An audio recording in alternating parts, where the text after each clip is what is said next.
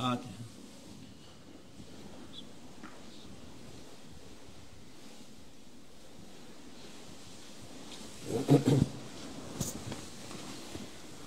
السلام عليكم ورحمة الله وبركاته. بسم الله الرحمن الرحيم والصلاة والسلام على رسولنا محمد سيدنا الأولين مدد يا رسول مدد يا سادة أصحاب مدد يا مشايخ الدستور ولا شاء الله فاز إن شاء الله من الحق مدد طريقتنا الصحبة والخير في الجمعية. بسم الله الرحمن الرحيم. يريد الله أن يخفف عنكم وخلق الإنسان ضعيفا يريد يتبعون شهوة تميل ميلا عظيما. صدق الله العظيم. Allah Azze ve Celle buyuruyor ki Allah insanın yükünü hafifletmek ister diyor. Allah Almighty declares that He, Almighty Allah, desires to reduce, enlighten and ease the burden on humankind. İnsan zayıf yaratıldı. Humans have been created weak.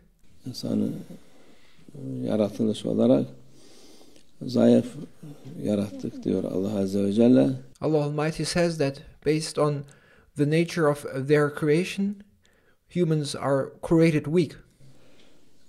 Ama onun içinde zorluk yok. However, Allah Almighty, because of humans' weakness, does not intend burdens or difficulty for humans. İnsana zorluk olmasın diyor ama şehvet başına düşenler, şey yapanlar, onlar insanı zora sokar diyor. Allah Almighty does not intend heaviness or burdens unto humankind. However, it is humans, people themselves, by running after their desires, their lust, that it is human themselves who make things difficult for themselves. Onların daha zorluk olsun isterler, kötülük olsun insanlara. It is humans running after their desires, their egos, their lust, which turns things more and more difficult for them. Allah Azze ve Celle iyilik ister. Allah Almighty, however, does only want goodness for people. Zayıftır diye insan, onun zayıflığına göre emirler var yapacak.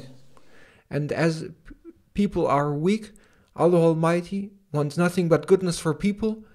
And in order to reach that goodness and to overcome their weakness, Allah Almighty has given orders to fulfill.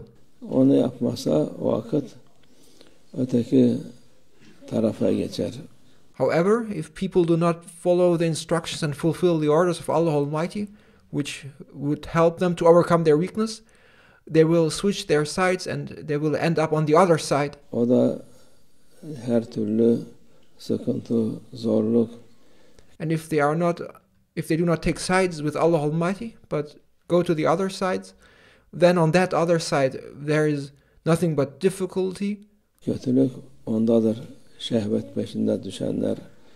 For those who run after their desires, their lust, there's difficulty and badness. Nefsinin peşine düşenler, kötü insanların peşine düşenler.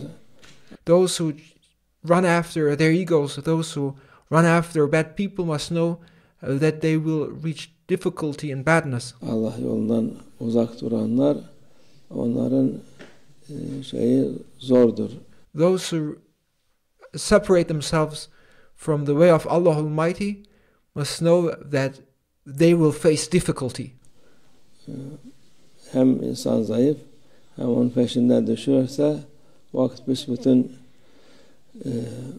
kendini harap etmiş olur. People are weak, yet they run after their ego, yet they run after those things which will make things difficult and bad for them, and despite their weakness, they still run after those bad things which will destroy them. Helak etmiş olur. Allah Azze ve Celle iyilik istiyor insana. But Allah Almighty wants nothing but goodness for people. İnsanlara kötülük istemez. Allah Almighty does not want bad things to happen to people. Kötülük isteyen şeytandır. It is Shaitan, the devil, who wants evil to people. Ama Allah irade vermiş, nefsine hakim olan. But Allah Almighty has given humankind a free will to control and overcome their egos. Kurtulur, nefsine hakim olmayan Those who control and overcome their egos will be saved. o vakit sürülüp gider. And however, those who are unable to control their egos will ruin themselves. Kötü son olur. And those who do not control their egos will find a bad end. Hayatı mahvolmuş olur. They will ruin their lives. Zayıflığını Allah yolunda olarak kuvvetlendirir insan. It is by following the way of Allah Almighty that one will overcome one's weakness. Onun nefsine tabi olursa o vakit o zafiyet daha beter. However, by following your ego, your weakness will become only worse and worse. Daha kötü olur. Allah muhafaza etsin hepimizi May Allah Almighty protect us all şerlerden. from all these kinds of evil and badness. Allah'ın yolunda olalım inşallah. May we, by the will of Allah Almighty, be on His right way. Allah kolaylık göstersin bize inşallah. May Allah Almighty make things easy for us.